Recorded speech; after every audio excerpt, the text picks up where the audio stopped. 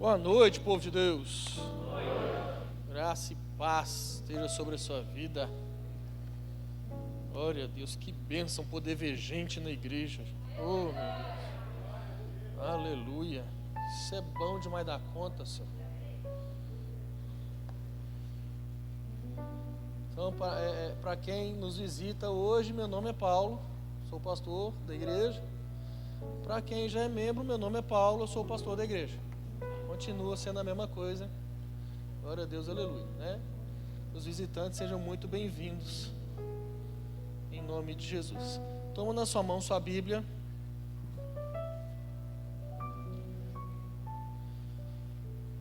Glória a Deus, aleluia. Levanta ela bem alto. E vamos todos juntos fazer a nossa declaração de fé. Esta é a minha Bíblia. Eu sou o que ela diz que eu sou. Eu tenho o que ela diz que eu tenho. Eu posso fazer o que ela diz que eu posso fazer. Hoje eu serei tocado pela palavra de Deus. Eu audaciosamente confesso que a minha mente está alerta, o meu coração está receptivo. Eu estou pronto para receber a incorruptível, a indestrutível, sempre viva semente da palavra de Deus. Eu nunca mais serei o mesmo, nunca, nunca, nunca, no nome de Jesus. Amém. Pai, em nome de Jesus, nós te pedimos graça. Mais uma vez, Senhor, nós nos submetemos à tua autoridade, ao teu direcionamento. Ó Pai, nós te pedimos que haja uma liberdade no teu Espírito Santo, para que ele possa ministrar nos nossos corações nessa noite. Ó Pai, que mesmo a esse tempo tão conturbado que temos passado, nós possamos diferenciar a tua voz de todas as outras vozes.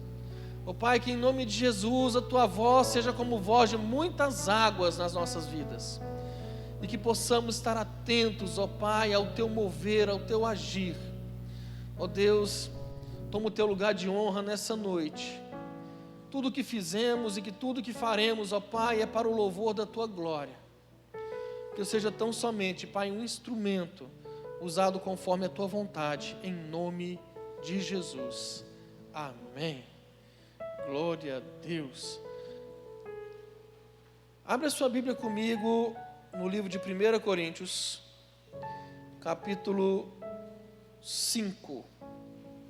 1 Coríntios, capítulo 5.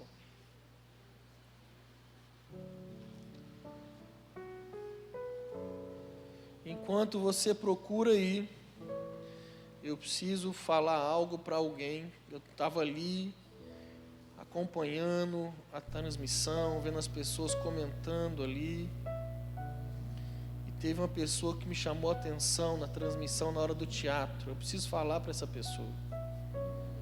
Só estou tentando achar o nome dela aqui. Isso, está aqui, ó. Você que está assistindo aí, Paola, ouça Jesus te chamando. Ele te conhece pelo teu nome, querida.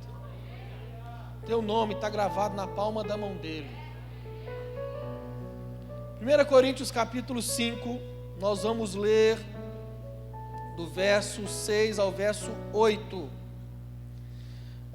Não é boa a vossa jactância. Não sabeis que um pouco de fermento faz levedar toda a massa? Alimpai-vos, pois, do fermento velho, para que sejais uma nova massa, assim como estáis sem fermento. Porque Cristo, nossa Páscoa, foi sacrificado por nós. Por isso, celebremos a festa, não com fermento velho, nem com o fermento da maldade e da malícia, mas com os ázimos da sinceridade e da verdade. Quando a gente fala a respeito da Páscoa, a gente precisa reconhecer que a Páscoa, além de um episódio específico que acontece na noite em que Deus liberta o povo do cativeiro do Egito, a palavra Páscoa, ela significa passagem, e foi justamente a noite em que eles foram libertos ali do cativeiro de Faraó, onde Deus ele opera uma das figuras mais extraordinárias em relação ao seu povo, em relação à sua nação. Então, além desse episódio, nós vamos ver pela palavra de Deus que a Páscoa, ela se torna uma celebração anual, instituída pelo próprio Deus para o povo e a nação de Israel. E eles passam então a observar uma festa que ela tinha todo o seu rito, ela tinha todos os rituais estabelecidos por Deus. Ela tinha uma data, ela tinha hora, ela tinha especificado o que eles deveriam comer. Ela basicamente, essa festa, ela faz parte do Velho Testamento. Nós não temos hoje o peso e a obrigação de imolar o cordeiro. Nós não temos a obrigação de comer as ervas amargas. Nós não temos a obrigação de comer os pães ázimos como eles faziam. Nós não temos essa obrigação. Então, quando o apóstolo Paulo se refere a Cristo como a nossa Páscoa, e essa expressão que ele utiliza no verso 8, quando ele fala, celebremos a festa. Ele não está dizendo para que a gente possa retornar para os ritos do Antigo Testamento, onde nós vamos ali então achar um cordeiro e imolar, nós vamos fazer os pães ázimos, nós vamos comer as ervas amargas. Não é isso que ele está falando. Ele não está pedindo para que hoje eu e você possamos replicar o mesmo modelo que era feito no Velho Testamento. O que ele está falando, ela tem um aspecto muito mais espiritual de celebração que nós temos que fazer.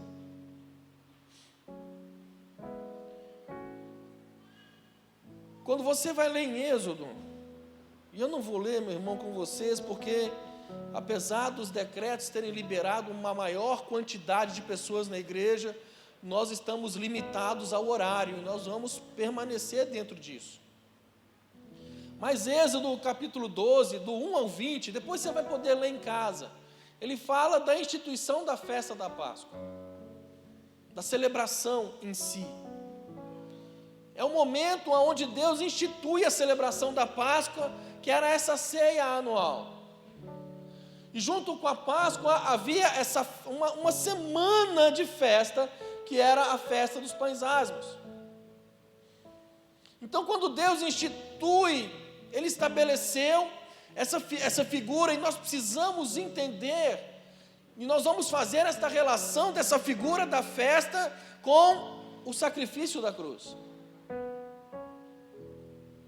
Paulo chama Jesus de a nossa Páscoa. Ele chama Jesus de o Cordeiro Pascal, que foi imolado ou sacrificado. E nós precisamos entender que a Páscoa, meu irmão, ela aponta para o Senhor Jesus. Ela aponta para Ele. Quando você olha para a nação de Israel, eles estavam numa condição de escravidão debaixo da tirania de Faraó no Egito. Se você for olhar para o povo de Deus, para a igreja hoje, para o mundo hoje, não está muito diferente. Não está muito diferente da tirania, não, irmão. Perguntas retóricas. É você que decide se você fica em casa ou sai? É você quem decide se você trabalha ou não? É você quem decide o que você compra ou não no supermercado? Nós estamos num momento complicadíssimo. E entenda, meu irmão, eu não estou aqui falando de política, eu estou fazendo uma comparação de tempos. Senão daqui a pouco vão falar nas redes sociais que eu estou falando mal de político A, B e C. Não estou. A situação hoje não é diferente.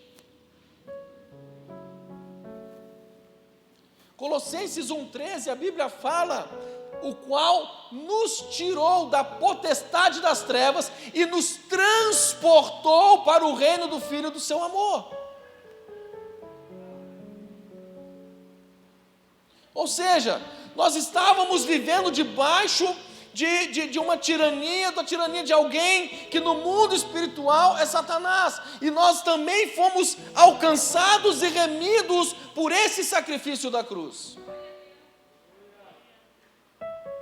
Eles foram libertos na noite em que o sangue do Cordeiro foi derramado. 1 de Pedro, capítulo 1, verso 18 e 20. Sabendo que não foi com coisas corruptíveis, como prata ou ouro, que fostes resgatados da vossa vã maneira de viver, que por tradição recebeste dos vossos pais. Mas, essa semana eu dei aula sobre crescimento espiritual no carisma, e eu falei muito com os alunos sobre essas expressões na Bíblia. Eu acho elas fantásticas. Mas, e para quê? E o que ele está falando aqui? Você não foi comprado com coisa corruptível, ouro, prata, vocês não foram comprados por isso, coisas que corrompem, coisas que, não foi isso que comprou vocês. Ele está dando uma ideia de algo que poderia fazer a compra, mas não foi com isso que vocês foram comprados. Ele fala, mas, com o precioso sangue de Cristo, como de um cordeiro imolado e incontaminado, o qual na verdade em outro tempo foi conhecido, ainda antes da fundação do mundo, mas manifestado nesses últimos tempos por amor de vós. Então, quando Jesus ele aparece publicamente para iniciar o seu ministério, quando ele aparece para João Batista olha para ele e fala assim: este é o Cordeiro de Deus que tira o pecado do mundo. Ele não estava se referindo aos sacrifícios que continuamente se faziam no tabernáculo e depois no templo, mas quando o apóstolo Paulo chama Jesus de o nosso Cordeiro Pascal, a nossa Páscoa, que foi imolado por nós, tudo isso aponta para Jesus e o sacrifício da cruz, aponta para a sua obra. E nós precisamos entender que esse texto de Êxodo, ele está cheio de tipologias, de figuras proféticas. Êxodo 12, 3, a Bíblia fala: falai a toda a nação, a toda a congregação de Israel, dizendo: aos 10 deste mês, cada um para si, tome cada um para si um cordeiro, segundo a casa dos pais, um cordeiro para cada família. Ele vai começar a falar do sacrifício que tinha que fazer, né, de imolar o cordeiro, que era o que tinha que ser feito na festa. O cordeiro tinha que ser sem defeito. E embora o cordeiro ele fosse separado no dia 10, como o texto fala, ele só seria imolado no dia 14. No verso 6 de Êxodo 12 fala: e o guardareis até o 14º dia deste mês, e todo o ajuntamento da congregação de Israel o sacrificará à tarde. Então tinha o dia que eu tinha que separar o cordeiro, tinha o dia ao qual eu tinha que fazer o exame para saber se ele era sem defeito, e tinha o dia de sacrificar. Quando nós olhamos para a morte de Jesus, ela acontece quando? Na Páscoa. Na Páscoa. Marcos 11, do 1 ao 2, a Bíblia fala: e logo que se aproximaram de Jerusalém, de Betfage e de Betânia, junto ao Monte das Oliveiras, enviou 2 dos seus discípulos e disseram-lhes: ide à aldeia que está defronte de vós, e logo que ali entrardes, encontrareis preso um jumentinho, sobre o qual ainda não montou homem algum, soltai-o e trazei-o. Quando Jesus vai entrar em Jerusalém, nós vemos as profecias começando a se cumprir. Zacarias 9:9 fala: alegra-te muito, ó filha de Sião, exulta, ó filha de Jerusalém, eis que o teu rei virá a ti, justo e salvador, pobre e montado sobre um jumento, e sobre o jumentinho, filho de uma jumenta. E é importante nós entendermos que em Jesus as profecias vão se cumprindo, mas também as simbologias bíblicas. Jesus então, você vai começar a ver em Marcos 11, do 10 ao 7, ele sobe no jumento, ele se assenta sobre ele, e o texto fala que muitos estendiam as suas vestes pelo caminho, outros cortavam ramos das árvores, espalhavam diante dele e seguiam ele clamando: Hosana, bendito é o que vem em nome do Senhor. É o momento ao qual ele tem a sua entrada triunfal em Israel. E a Bíblia aqui, quando ela vai falar dessa entrada, ela não fala qual foi o dia. Mas segue comigo para você poder entender o que está acontecendo aqui. Eu quero te mostrar que Jesus entra em Jerusalém no dia 10 do mês Abide, que é o mês da Páscoa. E esse é o dia ao qual ele é separado como cordeiro, ele é apresentado. Então o versículo 12 diz: no dia seguinte, que pela nossa conta é dia 11, se ele entrou no dia 10, o dia seguinte é dia 11. Marcos 11, do 19 ao 20, e sendo já tarde, saiu para fora da cidade, e eles passando pela manhã, viram que a figueira se tinha secado desde as raízes. Nós estamos agora no dia 12. Marcos 14, 1 diz: e dali a 2 dias, era Páscoa. O dia que Jesus entra na cidade é dia 10. Aí nós lemos o texto, fala do dia seguinte, o dia 11. Fala do outro dia, o dia 12. E daí a 2 dias era Páscoa. Exatamente no dia que Jesus morre. Ele não era apenas o cordeiro que é apresentado no dia 10. Que foi separado. Mas algo precisava acontecer nesse processo. Quando você vai olhar lá o texto de Êxodo, o cordeiro tem o dia de ser separado, ele tem o dia de ser sacrificado, e esse período entre o dia de separação e sacrifício precisa ser testificado que aquele cordeiro era puro, que ele não tinha nenhum defeito, que ele era sem mácula. Precisava de uma testificação. E Jesus teve isso. Quando ele está perante Pilatos, Pilatos vira para ele e fala assim: cara, eu acho que você não está entendendo com quem que você está lidando aqui. Eu tenho poder para te mandar matar ou para te libertar. Aí Jesus fala: ô Pilatos, você não tem poder nenhum que não seja dado pelo meu Pai. No linguajar de hoje, eu imagino Jesus falando com ele assim: toca o barco, filho, manda ver. Pilatos pega Jesus e ele vai publicamente perante os principais sacerdotes e a multidão, e ele vai falar: eu não vejo culpa alguma neste homem. Ele precisava fazer essa declaração publicamente, para que se comprovasse que Jesus era o cordeiro aprovado para ser sacrificado. Ele era o último cordeiro. Ele era o último. Desde quando começou-se os sacrifícios, se fazia o sacrifício de um cordeiro. Toda vez, pegava o sangue daquele cordeiro, aspergia sobre o propiciatório da arca, por causa do pecado do povo. Isso tinha que ser feito constantemente. Quando Jesus vem e ele é chamado de o último cordeiro, o último sacrifício, é para que de uma vez por todas, hoje eu e você, não precisamos ter um cordeiro e levar para ser feito um sacrifício por causa do nosso pecado. A Bíblia fala em Isaías 53, que ele na cruz do Calvário, ele leva sobre si as nossas dores, ele leva sobre si as nossas enfermidades. O castigo que era para mim e para você, vai sobre ele, e pelas suas pisaduras, todos nós somos sarados. Ele é reconhecido como o último cordeiro. Eu não acho culpa alguma nesse homem.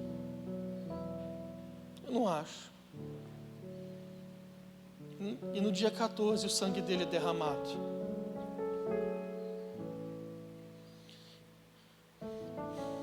Em Mateus, meu irmão, eu vou te falar uma coisa, eu já estou encerrando, porque eu quero ter um tempo de busca com você.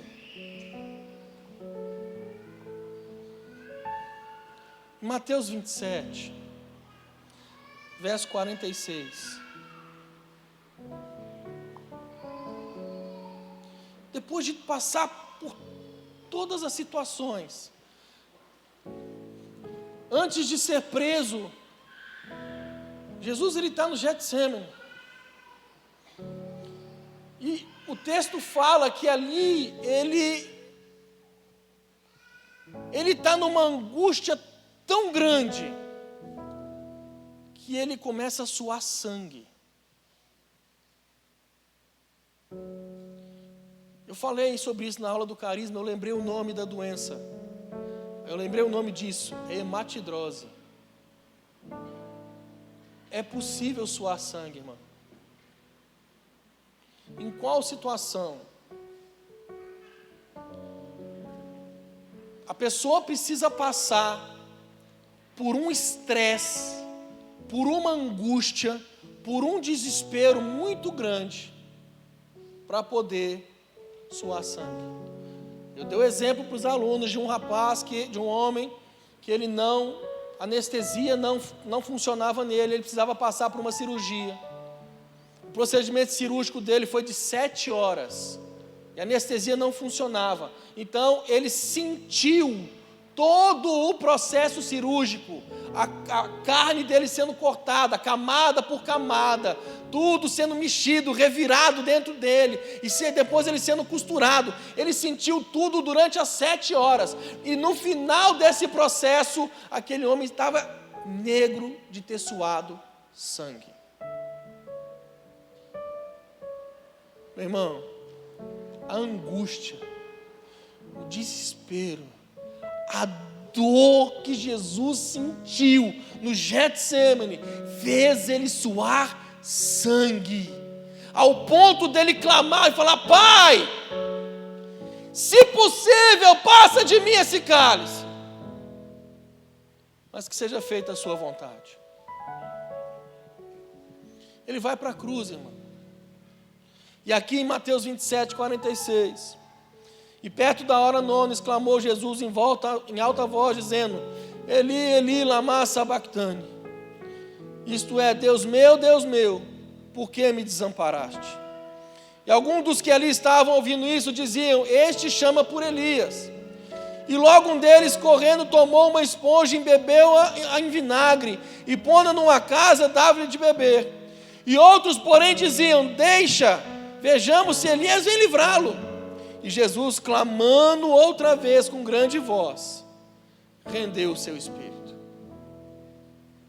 Nós vamos continuar lendo ali, se você continuar lendo o texto, a Bíblia vai falar que houve trevas, a Bíblia vai falar que houve um grande terremoto, que o véu do templo se rasgou. Ali, ele havia cumprido o seu propósito. Nesse momento da cruz, Jesus estava sozinho. Ele estava sozinho.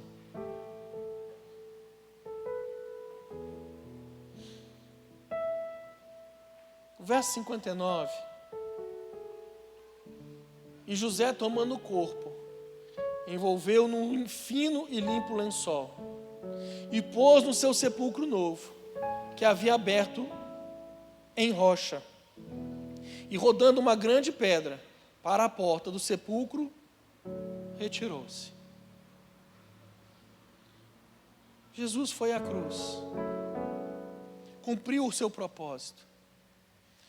Alguns dos discípulos foram a Pilatos e pediram: será que a gente pode sepultar ele? E eles pegaram o corpo do mestre, prepararam o corpo dele para a sepultura. Era uma sepultura nova, e ele foi sepultado. Quando você vai olhar o verso 62, diz que no dia seguinte, que ao dia depois da preparação, reuniram-se os príncipes dos sacerdotes e os fariseus em casa de Pilatos, dizendo: Senhor, lembramo-nos de que aquele enganador, vivendo ainda, disse: depois de 3 dias ressuscitarei.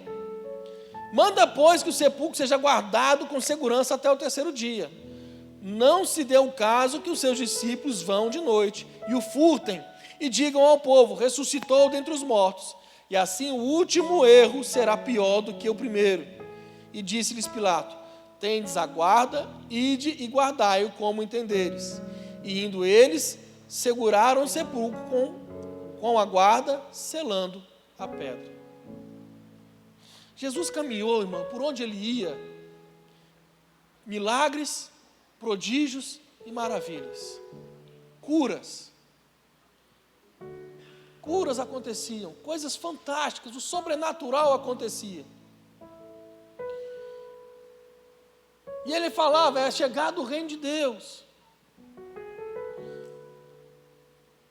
Ele anunciava as boas novas. Ele preparou 12 homens para seguir o seu ministério. Ele se dizia o Filho de Deus. E esse homem, ele vai para a cruz, como a Bíblia diz, como ovelha muda ao matadouro. E ele morre na cruz. Eu fico imaginando, e nós vemos caso desse na Bíblia, as pessoas pensando: poxa, mas ele não era o Filho de Deus? Como que ele morre na cruz? Como que ele morreu? Ele está sepultado, ele foi enterrado, o corpo dele está lá morto. Como que um cara que conseguiu fazer Lázaro ressuscitar e ele morre?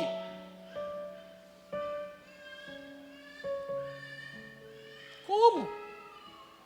E aí os principais chegam para Pilatos e falam: olha, esse enganador aí falava que ia ressuscitar.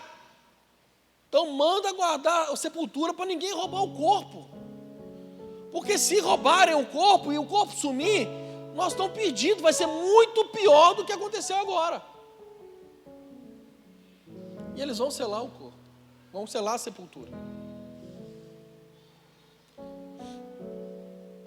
Em Mateus 28, verso 1. Com muita gente, a gente vê, porque tem um caso dos 2 discípulos que estavam a caminho de Emaús. E eles estavam conversando. Como assim o cara morreu, velho? A gente achava que era ele. E eu creio que não somente esses 2 discípulos, mas muita gente devia ter pensado isso. A gente acreditava que era ele. E aí o texto aqui diz que depois do sábado, no domingo, tendo começado o 1º dia da semana, eu estou lendo na NVI, tá, gente? A Nova Versão Internacional. Maria Madalena e a outra Maria foram ver o sepulcro. E eis que sobreveio um grande terremoto, pois um anjo do Senhor desceu do céu, e chegando ao sepulcro, ele rolou a pedra da entrada e assentou-se sobre ela.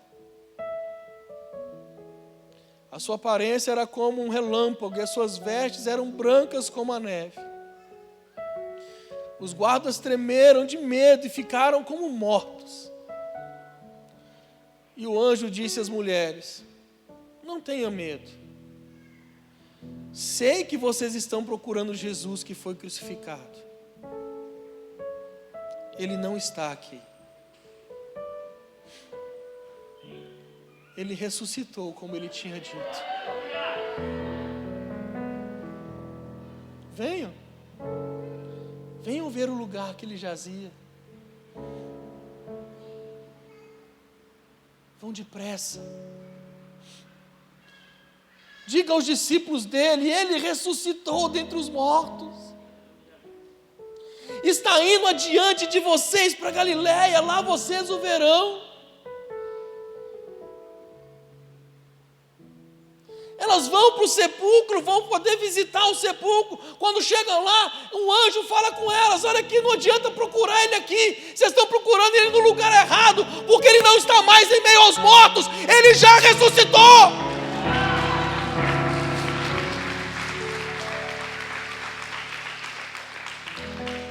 Os 2 discípulos no caminho de Emaús, conversando, achando que era ele, a gente achou que era ele. E aí Jesus entra no meio deles e eles não conseguem reconhecer o mestre. E eles conversam, eles falam. E aí Jesus pergunta: vocês estão falando do quê? Você estava onde, rapaz? Você não está sabendo o que está acontecendo? O cara que a gente achava que era o Messias morreu. Ele morreu. E aí eles chegaram numa casa, os 2 chamaram Jesus para estar com eles ali. E eles foram para o lugar que Jesus amava. Eles foram ali naquela casa para um lugar que Jesus amava, meu querido, chamado mesa. Jesus ama a mesa. Jesus pregava para as multidões, mas estabelecia princípios na mesa. Eles sentam à mesa, e aí vem o pão, e Jesus pega o pão e parte. E quando ele parte o pão, os 2 discípulos têm os seus olhos abertos, eles falam: é Ele, Ele ressuscitou, é Ele. Deixa eu te falar uma coisa, querido. Eles só reconheceram Ele pelo jeito que Ele partiu o pão.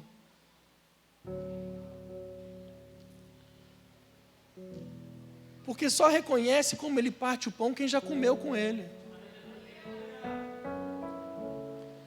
Só celebra que Ele ressuscitou quem já viu Ele vivo. Eu acho que você não entendeu isso. Só celebra que Jesus ressuscitou quem já teve experiências com Deus vivo. Só celebra a ressurreição de Cristo aqueles que já viram Deus operando na sua vida.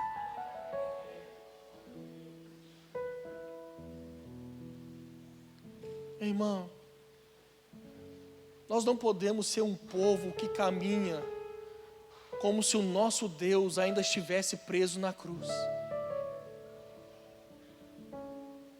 Ele não está lá mais. Ele não está mais na cruz.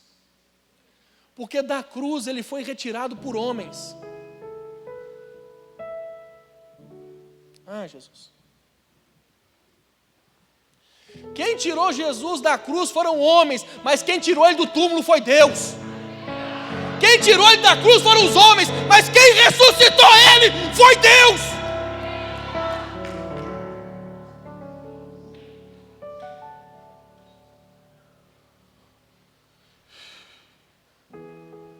Na cruz, ele conquistou tudo que eu e você precisamos. Tudo. Tudo. Irmão, tudo.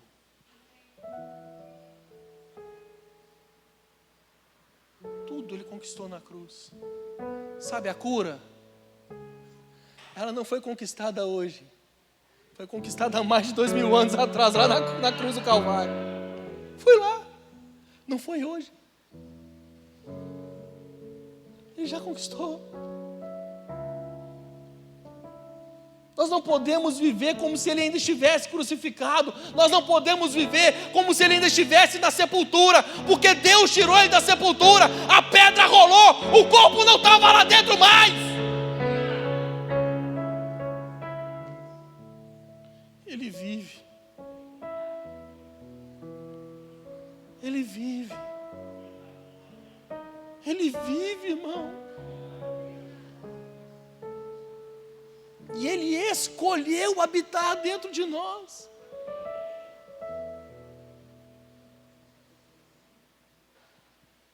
Ele vive, meu querido. Deixa eu te falar uma coisa. Porque Ele vive, você pode crer no amanhã. Fecha os seus olhos. Porque Ele vive. E à medida que essa canção foi tocando no teu coração, meu irmão, e se ela tocar o teu coração e falar com você, aí você se coloca de pé.